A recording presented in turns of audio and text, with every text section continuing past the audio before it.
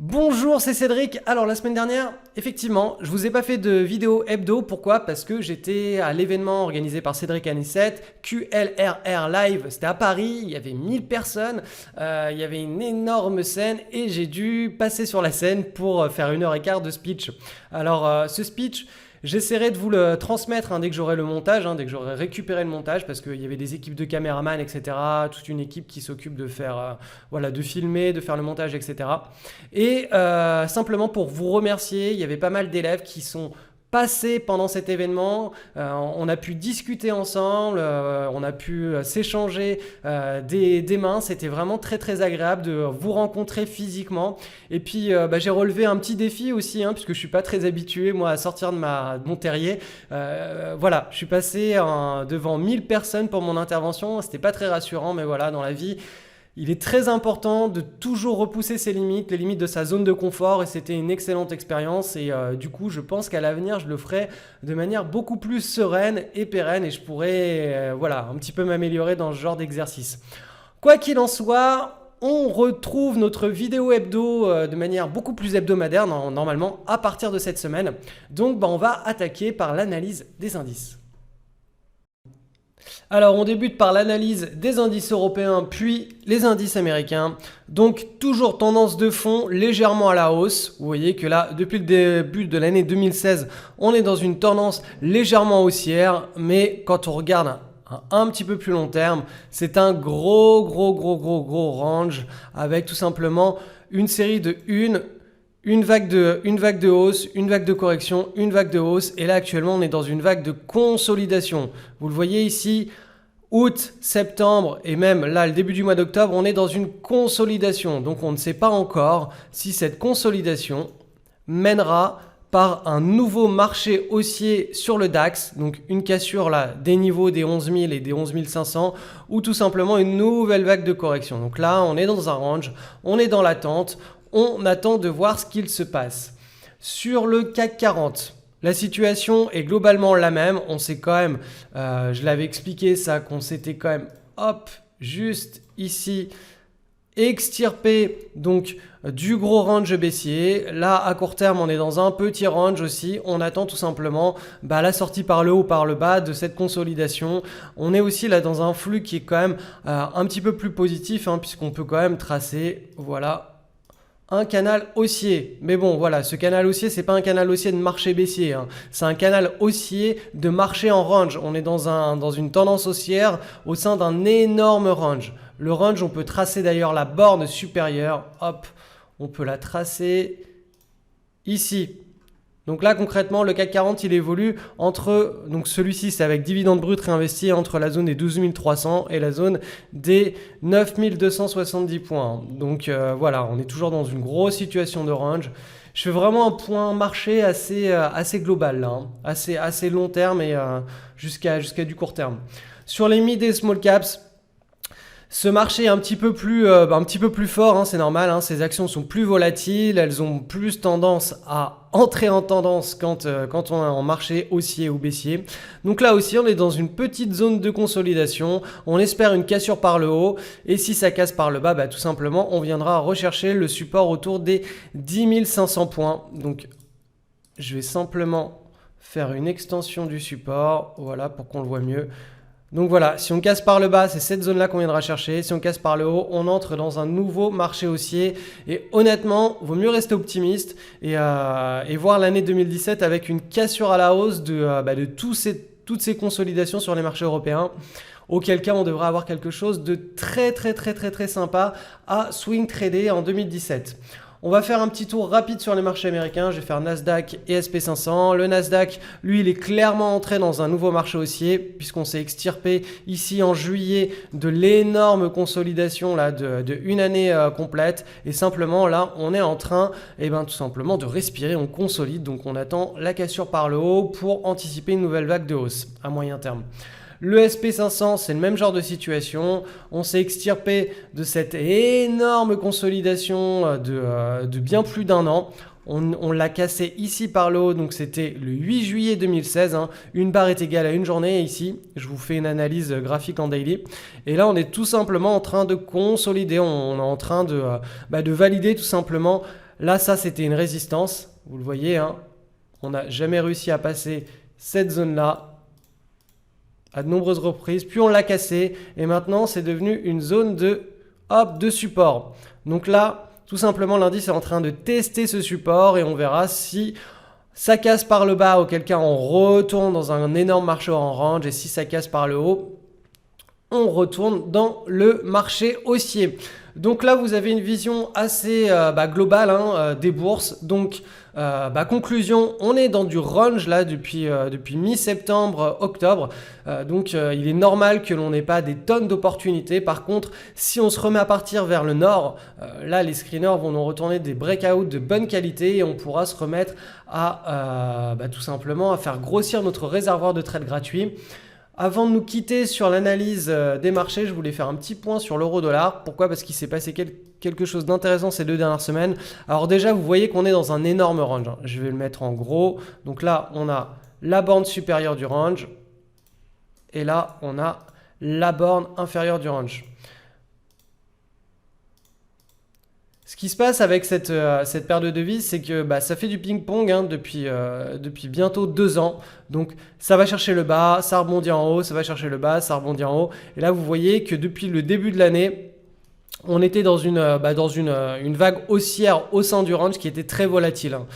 C'est normal dans les ranges, les opérateurs sont nerveux, ils ont du mal à trouver le bon prix de l'actif. Donc voilà, il y a beaucoup de volatilité. Et là, tout simplement, ce qui s'est passé, c'est qu'on a un triangle qui s'est dessiné. On le voit ici.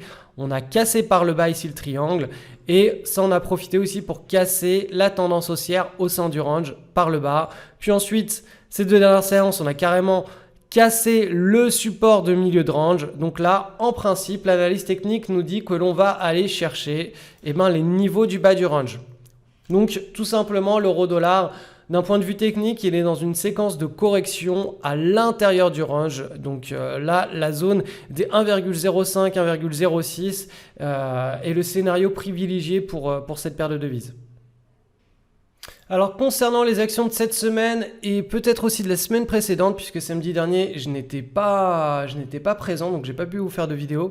Donc on a l'action TSBK qui est cotée sur le Nasdaq. Donc vous voyez cette semaine, celle-ci a effectué le breakout ici. Boum, on a eu les volumes là. Les volumes ici, on avait ce pivot qui était assez proprement dessiné et donc les prix qui ont cassé par le haut. Donc là, on avait tout simplement des signaux comme quoi on pouvait prendre position. La pattern était de bonne qualité. Vous voyez que là, on a une tendance à long terme qui se dessine sur cette action.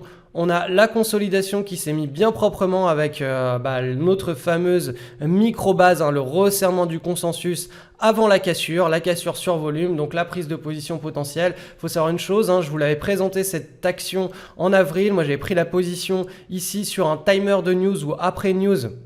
Ici, alors ça devait être le 28 avril 2016. Je détiens cette action depuis tout ce temps-là. Et là, il y avait une renforce possible. Ensuite, alors pour l'action SHBI cotée sur le Nasdaq, cette action, je vous la présente parce que justement, elle a un problème de liquidité. On me pose souvent la question, mais qu'est-ce que ça veut dire liquidité ? Je ne comprends pas trop. Alors voilà, regardez cette action et dites-moi s'il n'y a pas quelque chose qui vous choque. Et je vais vous expliquer, moi, ce qui me choque. Là, on a des grandes mèches un petit peu partout.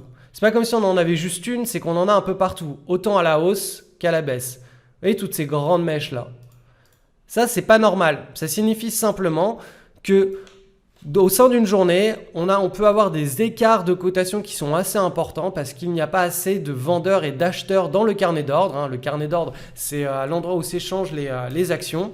Et donc, ça veut dire qu'il y a un problème de liquidité. Donc, juste en regardant le graphique, sans regarder les volumes, on peut voir déjà avec ces grandes mèches en haut et en bas qu'il y a un petit souci de liquidité sur cette action. Ensuite, là, regardez par exemple, on a eu le breakout. Donc, ok, on pouvait se dire, là, c'est vraiment très très propre. C'est vraiment très sympa. L'action est dans une pattern assez sympathique. On a un marché aussi, on a une vague de hausse. On a consolidé. Et au cours de la consolidation, sur la fin, on a notre fameuse micro-base. Et ensuite, regardez juste après la micro-base.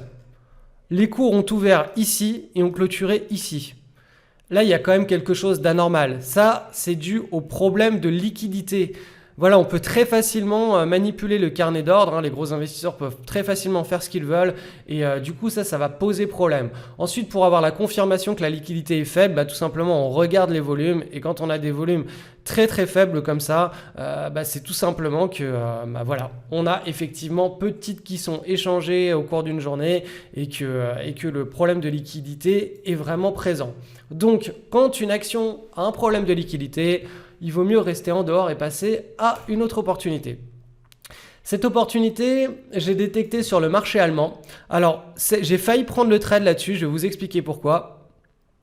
Parce qu'on a une tendance haussière de long terme, hein. Vous voyez que cette action depuis 2015, elle est passée de 211 € à 467 €. On a une consolidation qui est assez propre, même si la première vague de baisse, elle est assez profonde. Là, sur la fin, on a une belle petite micro-base. On a eu le breakout avec volume ici.